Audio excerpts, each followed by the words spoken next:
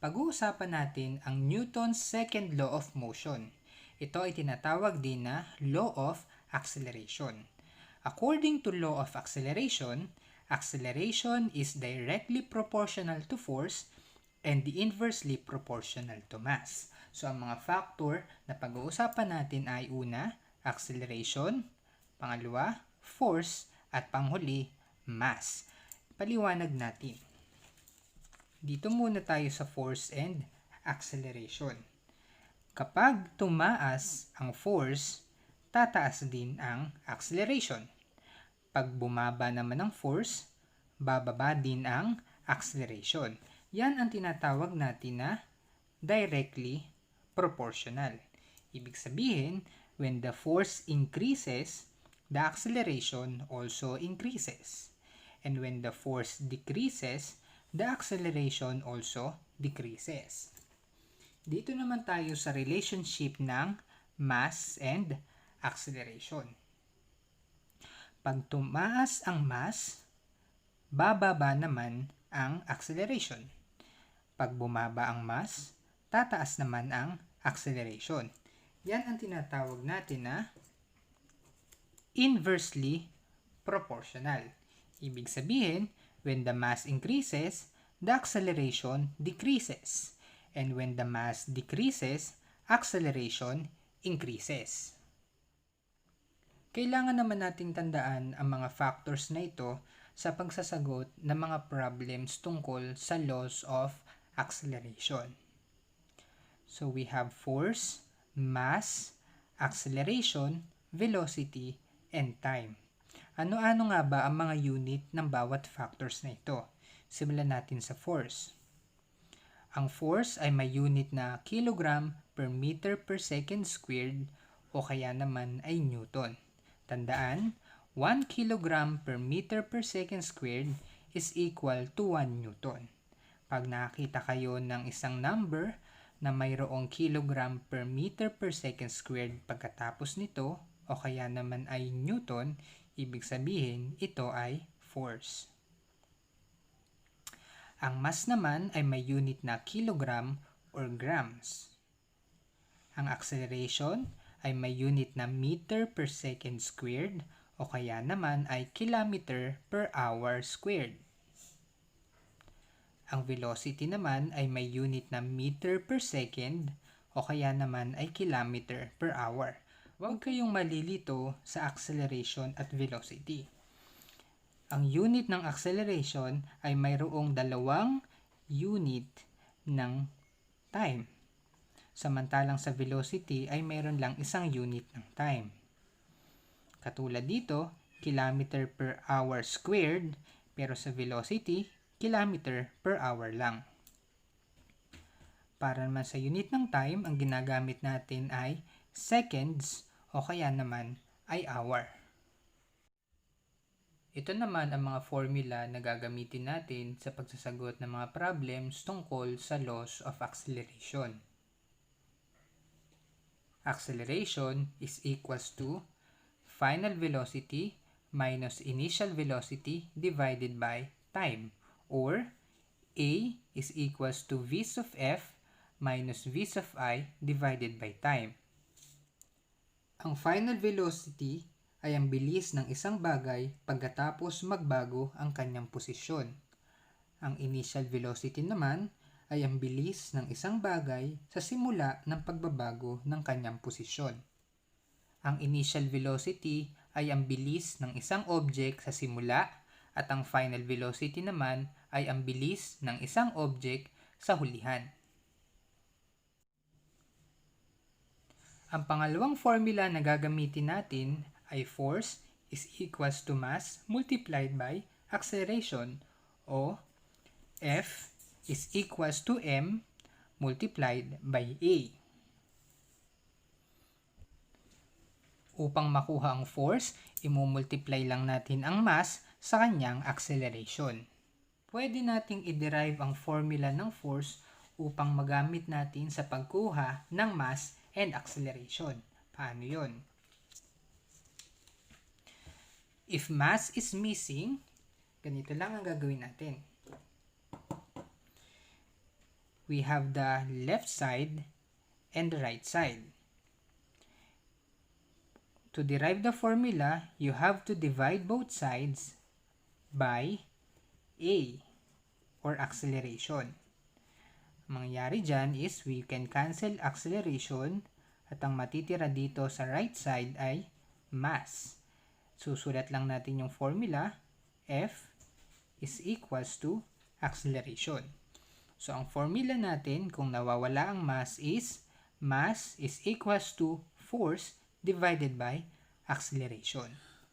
Paano naman kung ang nawawala ay ang acceleration?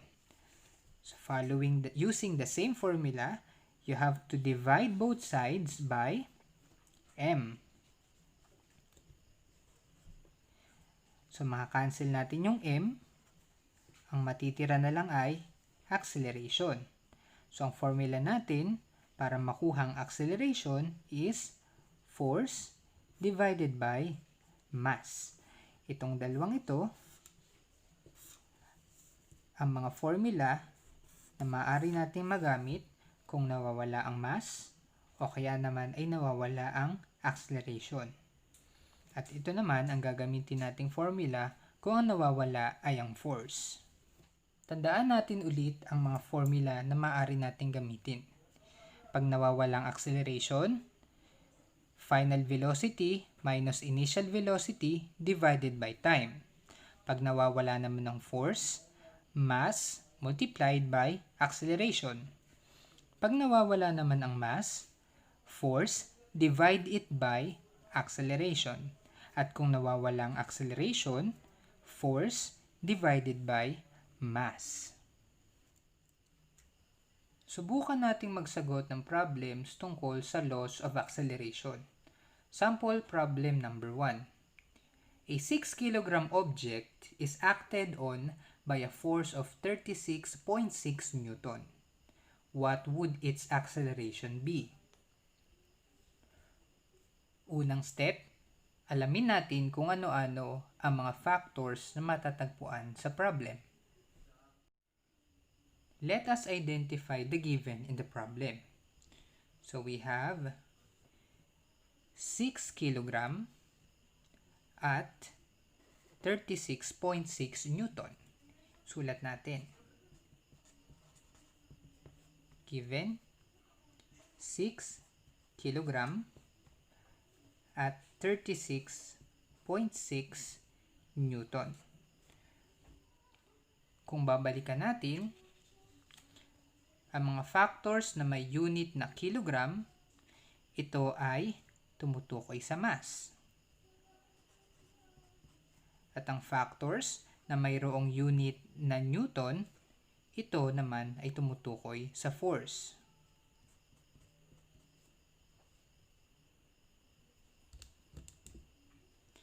Ano naman ang required? Kung babalikan natin ang problem, what would its acceleration be? So, ang hinahanap natin ay ang kanyang acceleration.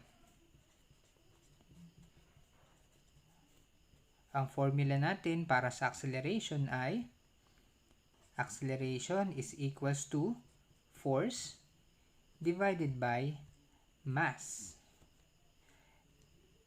Paano natin siya isa-solve? Let's write our solution. So, acceleration is equals to force divided by mass. Sulat natin yung acceleration. So, tingnan natin sa given kung anong kanyang force. Ang force niya ay 36.6 Newton divided by mass. Ang mass niya ay 6 kilograms. 36.6 Newton is equivalent to 36.6 kg per meter per second squared divided by 6 kilograms. So we can cancel the unit of kilogram. By using our calculators, pindutin natin yung 36.6 divided by 6 is equals to 6.1. Ang natirang unit na lang ay meter per second squared. Meter per second squared. So, ang acceleration ng 6 kg object ay 6.1 meter per second squared. Ito naman ang sample problem number 2. What force is required on a 5,800 kg object if it needs to speed up from 45 meter per second to 55 meter per second in 14 seconds? Let us identify the given. So we have 5,800 kg. Ito naman ang kanyang mass. It speeds up from 45 meters per second to 55 meters per second. So itong dalawang ito ang unit natin ng velocity. Since 45 meter per second, ito ang kanyang velocity sa simula, ito ang ating magiging initial velocity. At ang 55 meter per second, ito ang kanyang velocity at the end, ito ang kanyang magiging final velocity. Ang 14 seconds naman, ito ay ang kanyang time. Sulat natin. So, ang given natin, mass is equals to 5,800 kilograms. Ang initial velocity ay equals to 45 meters per second. Ang kanyang final velocity ay 55 meters per second. At ang ating time ay 14 seconds. Ano naman ang ating hinahanap o ano ang required? So, ang required natin, according to the problem, what force is required? So, ang hinahanap natin ay force. Remember our formula, force is equals to mass multiplied by acceleration. Sa ating given, meron na tayong value ng mass, which is 5,800 kilograms. Ngunit wala pa tayong value ng acceleration. Kaya kailangan muna nating hanapin ang acceleration. Acceleration is equals to final velocity minus initial velocity divided by time. So, solve natin. A is equals to final velocity minus initial velocity divided by time. Tingnan natin.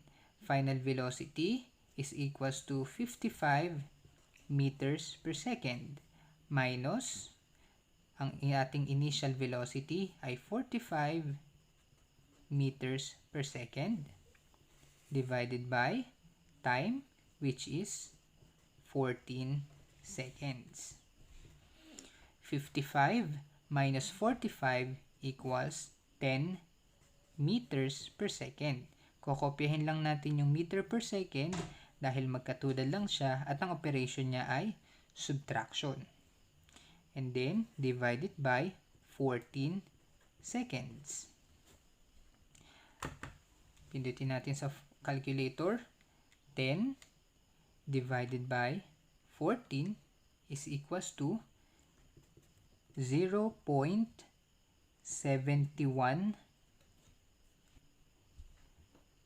At ang unit na gagamitin natin ay meter per second squared. Hindi natin pwedeng i-cancel itong dalawang ito.